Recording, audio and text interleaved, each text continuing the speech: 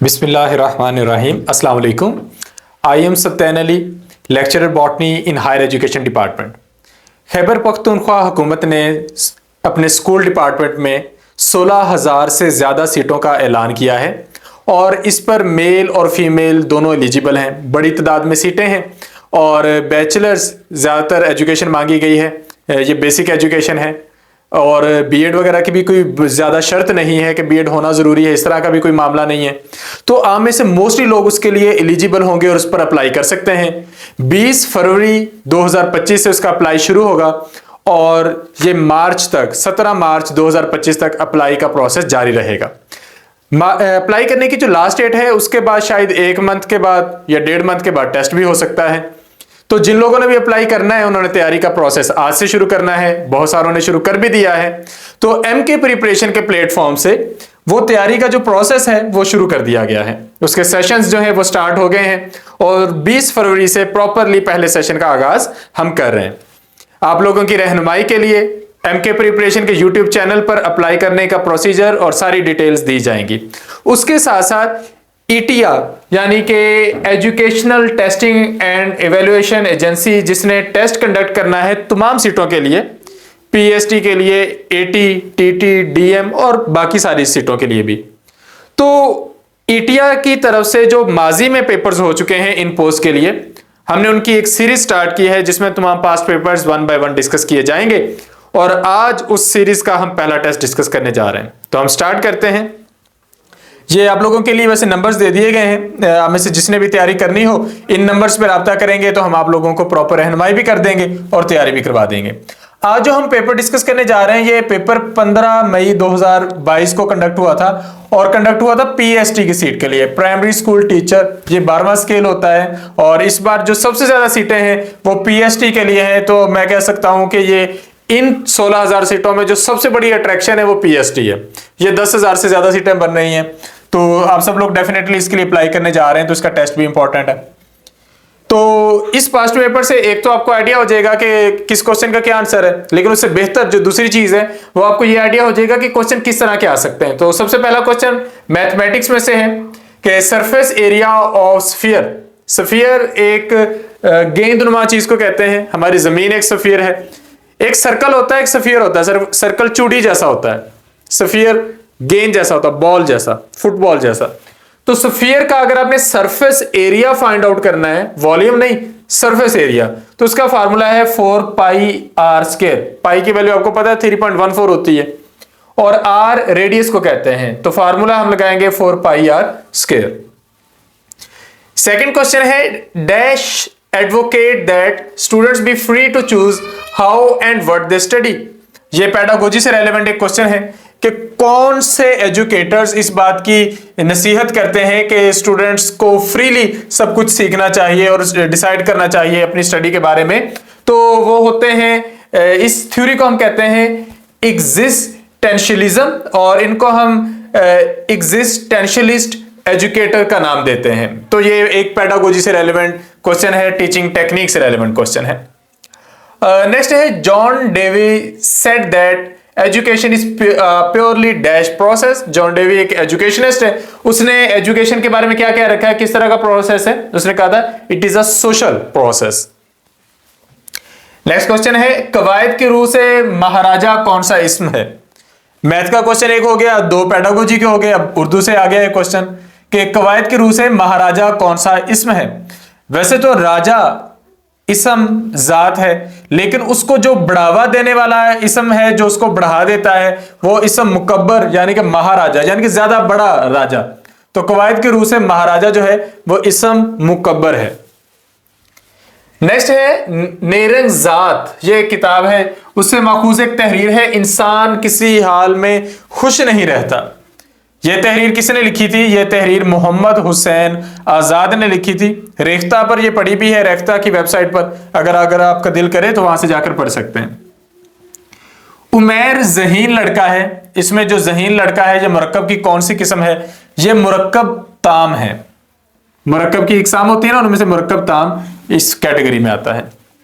Next question है a technique in which a volatile substance is separated from a non volatile substance is called.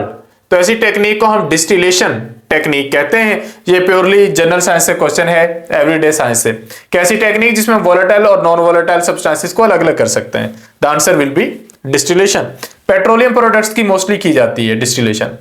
Miraj is seen in a desert due to which phenomena. Mirage एक त्यारा है, यह सहरा में नजर आ जाता है फिजिक्स के कौन से असूल के मुताबिक? तो वो असूल है टोटल इंटरनल रिफ्लेक्शन।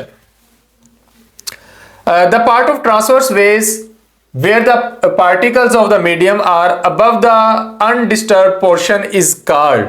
तो अगर हमारे पास कोई मेन पॉइंट है और वहां पर वेव्स इस तरह चल रही हैं, तो वेव्स का वो वाला पोर्शन जो हमारे पास हमारे अनडिस्टर्ब पोर्शन से ऊपर है, विच आर अबव, तो उसे हम क्रस्ट का नाम देते हैं। So these are crust. ये हमारे पास क्रस्ट है, ये क्रस्ट है। जबकि ये जो डाउनवर्ड है, बिलो द अनडिस्टर्ब पोर्शन है, इसे हम ट्रफ कहते हैं। तो ये क्रस्ट और ट्रफ का कॉन्सेप्ट ये भी फिजिक्स से है। नेक्स्ट है he lost the match dash his rival. यहां पे हमने प्रेपोजिशन चूज करनी है। He lost the match to his rival. Lost to, तो ये यहां पे प्रेपोजिशन यूज होगी। प्रेपोजिशन एक्चुअली वर्ब के अकॉर्डिंग यूज होनी होती है, तो लॉस्ट के अकॉर्डिंग यूज होनी है। She is as thin as a, तो ये हमारे पास एक इडियम है, हमने इसे कंप्लीट करना है। She is as thin as a rake, ये इडियम है।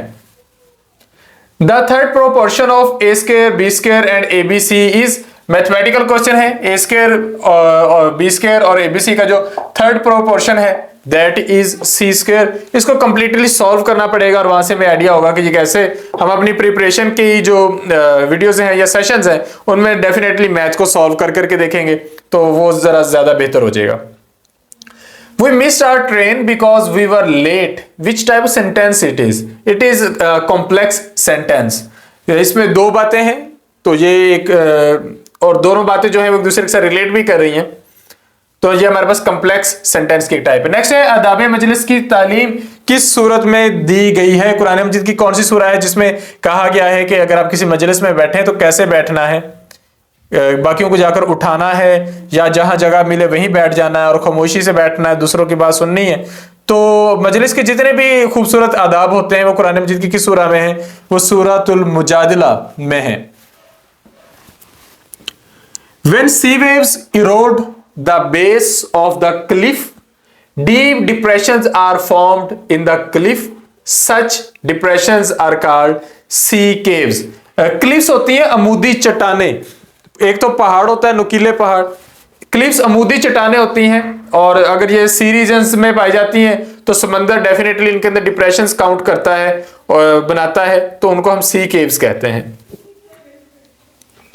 A dash is a vertical bar graph with no space between the bars. तो अगर ये बार्स के दरमियान कोई स्पेस नहीं होगी तो इस तरह के ग्राफ को हम क्या कहेंगे? इसे हम हिस्टोग्राम कहेंगे। The angle formed by a horizontal line and the line of sight to an object that is below the horizontal line is called. अब एक हॉरिजॉन्टल लाइन है आपकी आंखों के बिल्कुल सामने, जिस चीज को आप देख रहे हो वो उस हॉरिजॉन्टल लाइन के नीचे है, तो जो एंगल बनेगा उसे हम एंगल ऑफ डिप्रेशन कहेंगे। तो ये एंगल ऑफ डिप्रेशन है, ये वाला। और अगर आप ऊपर देख रहे हो तो जो एंगल बनेगा उसे एंगल ऑफ एलिवेशन कहेंगे। नेक्स्ट है अ क्वाड्रिलेटरल, ये एक डायग्राम है एक्चुअली। अ क्वाड्रिलेटरल चार साइडों वाली डायग्राम है, in which two sides are parallel and two are parallel. दो एक साइड पर पैरेलल हैं, दो एक साइड पर पैरेलल हैं, तो इनको हम क्या कहते हैं? इसे हम ट्रापेजियम कहते हैं। तो ये हमारे पास ट्रापेजियम है, ये इस तरह की डायग्राम है जिसमें ये दो लाइंस पैरेलल हैं, ये पैरेलल है। फिर है अल मारूफ के क्या मानी है? आपने सुना होगा अमर बिल मारूफ व नही अनिल मुनकर। तो अमर बिल मारूफ, नेकी का हुक्म दो, तो अल मारूफ नेकी के लिए वर्ड यूज किया जाता है। हुजूर सल्लल्लाहु अलैहि वसल्लम को जब बात को ज्यादा मौसर बनाते तो अपने खुतबे को किस तरीके से शुरू करते? हुजूर सवाल किया करते थे ताकि सब लोग मुतवज्जे हो जाएं। आप लोगों ने अक्सर हदीस में सुना होगा, हुजूर ने फरमाया क्या मैं तुम्हें ऐसी बात ना बता दूं? तो वो एक सवाल का अंदाज है। ये बड़ा खूबसूरत अंदाज होता है, इससे लोगों की तवज्जो बन जाती है। नेक्स्ट है the grasslands of South America are called.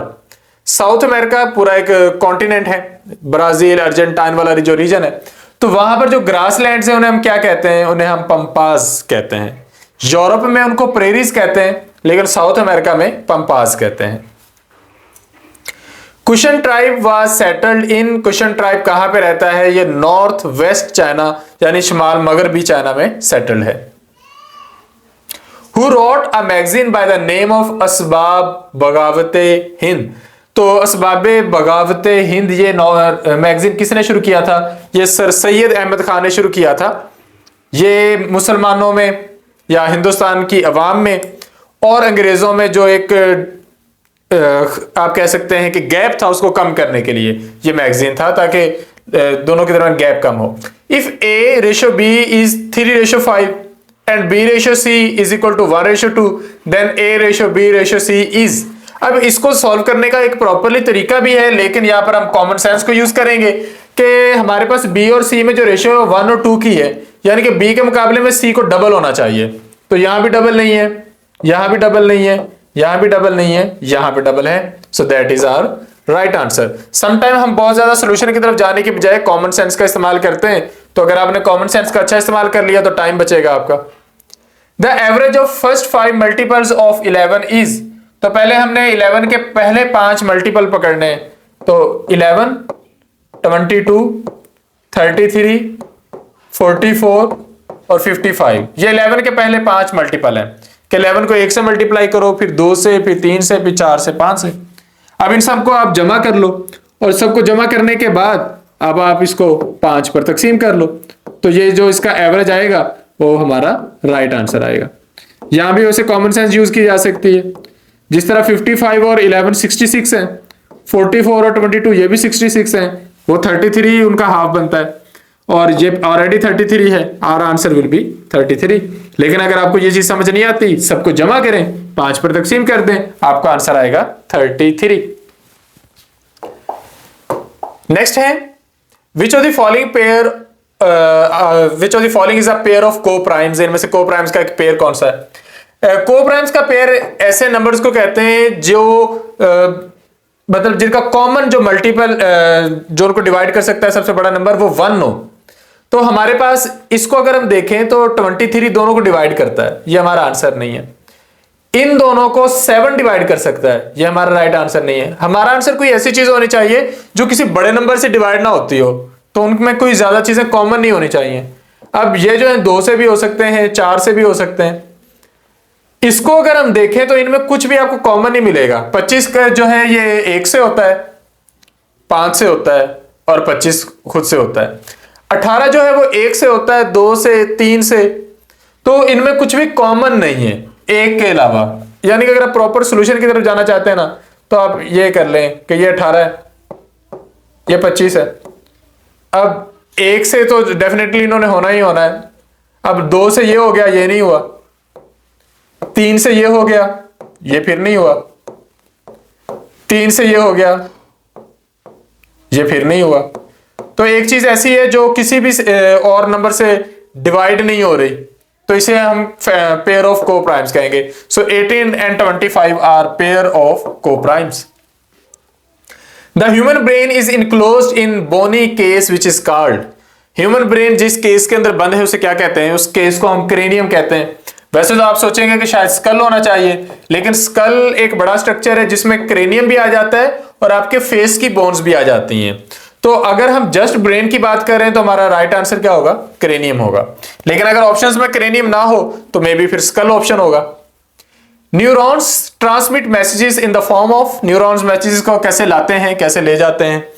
तो न्यूरॉन्स जो हमारे नर्वस सिस्टम के सेल्स हैं, उन्होंने मैसेज अगर कन्वे करना है तो मैसेज चलेगा वेव्स की शक्ल में, और वो वेव्स होंगी waves of electrical changes and waves of chemical changes, तो उनको हम इलेक्ट्रोकेमिकल वेव्स का नाम देते हैं। Next question is we bought a house which is very cold, which is very old. तो विच इज वेरी ओल्ड जो है ये किस तरह का सेंटेंस है या किस तरह की फ्रेज है। It is a relative phrase English के पॉइंट ऑफ व्यू से। ये सर चांदकील इस तरह की चीजें बड़ी बेहतरीन करवाते हैं हमारे सेशंस में, आपकी ग्रामर एक दफा शानदार हो जाएगी। The word embrace is antonym to, जो इम्ब्रेस है इसका एंटोनिम क्या है या ये किसका एंटोनिम है? इसका मतलब होता है कबूल कर लेना किसी चीज को, तो उलट वो होना चाहिए जिसमें किसी चीज को रिजेक्ट करने की बात हो रही हो। सो answer will B reject. It dash 20 years since he played football। तो हमने यहां पर ढूंढना है कि हम यहां पर कौन सा हेल्पिंग वर्ब यूज करें। तो चूंकि यहां पे हमारे पास सिंस भी आ गया है, तो सिंस और फॉर ये पहचान होते हैं परफेक्ट कंटिन्यूस टेंसेस के, तो हमारे पास ये परफेक्ट कंटिन्यूस टेंस बन जाएगा। So it has been 20 years since he played football। Will been तो होता कोई नहीं, शुड भी नहीं आएगा क्योंकि सिंस आ गया, यहां पे वर्ब भी नहीं आएगा इट के साथ, यहां पे नहीं आएगा at least. The word distinction means, distinction का मतलब था फर्क करना, ऐसी चीज जो बाकियों से नुमाया कर दे, बाकियों से मुख्तलिफ दिखाए। So answer will be difference. We found it under a blanket of sand. इसमें किस तरह की एग्जांपल यूज की गई है? ब्लैकेट ऑफ सैंड, ये एक तरह से तशबीह दी गई है। So our answer will be metaphor. ये मेटाफर इसका राइट आंसर है। कदाब के मानी क्या है? इसके मानी है आदत या तरीका। ये अरबी का लफ्ज है और इसका मतलब होता है आदत। पड़ोसी के लिए अरबी ज़बान में कौन सा लफ्ज इस्तेमाल किया जाता है? जार का लफ्ज इस्तेमाल होता है। One is dash number. One किस तरह का नंबर है? वन को प्राइम नंबर काउंट नहीं किया जाता। So one is neither prime nor composite. हम जो कंपोजिट नंबर्स हैं वो 4 से शुरू करते हैं और प्राइम नंबर 2 से शुरू कर लेते हैं। प्राइम नंबर ऐसा नंबर होता है जो अपने अलावा किसी से तकसीम ना हो, तो 2 अपने अलावा किसी से तकसीम नहीं होता, 3 अपने अलावा किसी से नहीं होता। कंपोजिट वो होता है जो अपने अलावा किसी दूसरे से भी तकसीम हो जाए, 4 हो जाता है, 2 से भी, 5 भी किसी से नहीं होता, 6 हो जाता है, 7 भी किसी से नहीं होता, 8 हो जाता है, 9 भी हो जाता है, 10 भी हो जाता है, 11 किसी से नहीं होता। तो कुछ प्राइम नंबर्स होते हैं, कुछ कंपोजिट नंबर्स होते हैं, लेकिन हम 1 को दोनों में ही काउंट नहीं करते। So it is neither prime nor composite. ताजर की जमा क्या है? ताजर की जमा है तज्जार। तो ये जस्ट सिंगुलर प्लूरल है। How many pairs of legs do insects have? Insects के पास कितनी टांगे होती हैं? तो 6 टांगे होती हैं और 3 पेयर्स बनेंगे। So insects have 3 pairs of legs. Neurons that take impulses away from central nervous system to effectors are called. तो ऐसे न्यूरॉन्स को हम क्या कहते हैं? देखिए जी, हमारे पास एक सेंट्रल नर्वस सिस्टम है, अपना दिमाग है, हमारे पास ब्रेन है, स्पाइनल कॉर्ड है। तो वो न्यूरॉन्स जो हमारी बॉडी से सिग्नल इस तरफ लेकर जाते हैं उन्हें हम सेंसरी न्यूरॉन्स कहते हैं, क्योंकि वो हमारी सेंसेस से इंफॉर्मेशन इसके पास लेकर जाते हैं, हमारी आंखों से, कानों से, नाक से, स्किन से। ये हमारे रिसेप्टर ऑर्गन्स हैं जो इन माहौल से इंफॉर्मेशन लेकर ब्रेन को फॉरवर्ड करते हैं। तो ऐसे न्यूरॉन्स को हम सेंसरी न्यूरॉन कहते हैं। और वो न्यूरॉन जो सेंट्रल नर्वस सिस्टम से इंफॉर्मेशन वापस लाकर हमारे बॉडी पार्ट्स को देते हैं कि एक्शन लें। जिस तरह अगर आप किसी गर्म चीज को हाथ लगा रहे हो तो आपके हाथ से इंफॉर्मेशन जा रही है और वापस भी हाथ में आनी है कि हाथ को पीछे खींच लिया जाए। तो वहां पर जो न्यूरॉन इंफॉर्मेशन को वापस लेकर आते हैं उन्हें हम मोटर न्यूरॉन्स कहते हैं। तो मोटर न्यूरॉन्स हमारी बॉडी को कंट्रोल करते हैं, दिमाग के कहने में लाते हैं। In which kind of asexual reproduction branches of plants are buried in the soil for growing a new plant? तो ये वाला जो मेथड जिसमें हम क्या करते हैं कि पौधे की कोई टहनी लेकर जमीन के नीचे दबा देते हैं, वो उग जाती है, फिर थोड़ा आगे और दबा देते हैं, उग जाती है, फिर आगे और दबा देते हैं, उग जाती है। So that is kind of asexual reproduction. It is known as layering. When clouds pass on through colder regions, they turn into rain or snow. This process is called। बादल जब गुजरते हैं ठंडे इलाकों से तो वो बारिश में या बर्फ में ढल जाते हैं। इस प्रोसेस को क्या कहते हैं? इसको कहते हैं कंडेंस हो जाना, क्योंकि पानी के मॉलिक्यूल ठंडे होकर एक दूसरे के करीब करीब हो जाते हैं। Asexual reproduction in plants is also called. पौधों में जो एसेक्सुअल रिप्रोडक्शन होती है, बगैर बीजों के रिप्रोडक्शन हो रही है, कलमे काट के लगा देना, या पीछे भी हमने लेयरिंग देखी, इसको क्या कहते हैं? इसको वेजिटेटिव रिप्रोडक्शन भी कहते हैं और वेजिटेटिव प्रोपगेशन भी कहते हैं। यानी कि पौधे का कोई भी पार्ट ले लें और उससे रिप्रोड्यूस करवा दें या उससे उसकी नशोनुमा करवा दें, तो ये both A and B will be the right answer. They should shoot the traitors dead, choose the correct passive voice. ये हमारे पास एक्टिव में सेंटेंस है, पैसिव में जाना है। The traitors should be shot dead. एक तो पैसिव वॉइस में जो आपको फॉर्म ऑफ वर्ब है वो थर्ड मिलेगी। सो ये वैसे तो सारी जगहों पे शॉर्ट ही है, तो उन्होंने इसका फर्क नहीं डाला, बाकी फर्क है। तो शुड ने कुड भी तो होना नहीं, टू भी नहीं होना, शुड भी ही होना है, विल भी नहीं होना। तो शुड ने शुड भी होना है, कुड ने कुड भी होना है। So the traitors should be shot dead. I के साथ वैसे एम लगता है, लेकिन यहां पे I who is being held responsible, क्योंकि अब आप हु के आगे हेल्पिंग वर्ब लगाने जा रहे हो तो हु के आगे इज ही लगता है या आर लगता है। सो आई के मुताबिक तो इज ही लगेगा। Sound waves are collected by, sound waves को कौन कलेक्ट करता है? आपके कान का वो हिस्सा जो आवाज को पकड़ता है, यानी कि ये वाला हिस्सा, ये जो बना हुआ है, ये जो फ्रेम है सारा, जो आने वाली इंफॉर्मेशन को पकड़ता है, इसको हम क्या कहते हैं? इसको हम पिन्ना का नाम देते हैं। Carbon dioxide plus water in the presence of sunlight and chlorophyll. Carbon dioxide और पानी सूरज की रोशनी की मौजूदगी में और क्लोरोफिल की मौजूदगी में क्या बनाते हैं? ये तो फोटोसिंथेसिस की इक्वेशन है कि कार्बन डाइऑक्साइड और पानी मिलेंगे और ग्लूकोज और ऑक्सीजन बना देंगे। तो carbon dioxide plus water will lead to glucose plus oxygen plus water again produce होता है। तो ये हमारे पास कंप्लीट इक्वेशन बन जाएगी। Chest cavity is separated from abdominal cavity by. Chest cavity को एब्डोमिनल कैविटी से कौन सी चीज सेपरेट करती है? चेस्ट कैविटी वो है जिसमें आपके फेफड़े हैं, एब्डोमिनल कैविटी वो है जिसमें आपकी आंतें हैं। तो आपके फेफड़ों के नीचे एक शीट है मसल्स की, that sheet of muscles is known as diaphragm, जो सांस लेने में भी हेल्प करती है। The little coy bride was admired by everyone. Coy जो है इसका मीनिंग है शाय, यानी कि बहुत ज्यादा शर्मीले होना। You should revise your lessons. What special condition does modal verb show in this sentence? तो you should revise your lessons, इसमें क्या कहा जा रहा है? नसीहत की जा रही है, तुम्हें अपने सबक याद करने चाहिए। So the right answer will B advice, क्योंकि इसमें इजाजत नहीं ली जा रही, कोई फर्ज चीज नहीं बताई जा रही, कोई पॉसिबिलिटी नहीं बताई जा रही। तो ये हमने पेपर का पहला हिस्सा डिस्कस किया। हम डेफिनेटली अभी दूसरे हिस्से की तरफ जाएंगे। अभी आप लोगों को मुतारफ करवाना बहुत जरूरी है। टाइम कीमती होता है, दुनिया में सबसे महंगी चीज वक्त है, जिसे आप खरीद नहीं सकते।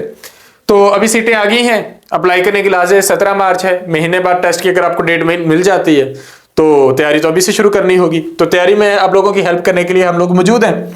ये वो सब्जेक्ट्स हैं जो आपने कवर करने हैं। इंग्लिश ग्रामर है, pedagogy, Urdu, GK, general science, mathematics, social studies, सारे के सारे सब्जेक्ट्स, और ये सारी सीटों के लिए रिक्वायर्ड है। किसी एका सीट में कोई एका चीज इजाफी है, लेकिन सबके लिए ये सब्जेक्ट्स तो कॉमन है और आपने ये करने हैं। तो 2 महीनों की बहुत रीजनेबल फीस है 6000। 20 फरवरी से सेशन शुरू हो रहा है। सेशन ज्वाइन करने के लिए आप इन नंबर्स पर रब्ता कर सकते हैं 0333260545 या फिर 0342447091। तो जब आप इन नंबर्स पर रब्ता करेंगे, हम आप लोगों को रजिस्टर करेंगे, सेशन में ऐड करेंगे और तैयारी का प्रोसेस शुरू करवा देंगे। फी बहुत रीजनेबल है, टाइम कीमती है। आप जितना लेट करते जाएंगे उतनी लेट तैयारी शुरू करेंगे, और ये सीटें हर साल नहीं आती। आप लोग हमसे बेहतर समझते हैं कि ये सीटें हर साल नहीं आती। आपने इस अपॉर्चुनिटी का फायदा उठाना है, और अगर आप बहुत सीरियस हैं अपने कैरियर को लेकर, तो मैं आप लोगों को रिकमेंड करूंगा कि आप लोग अपनी तैयारी का प्रोसेस इन टाइम इनिशिएट करते हैं। वीडियो के एंड तक देखने के लिए शुक्रिया। Thank you. Allah Hafiz.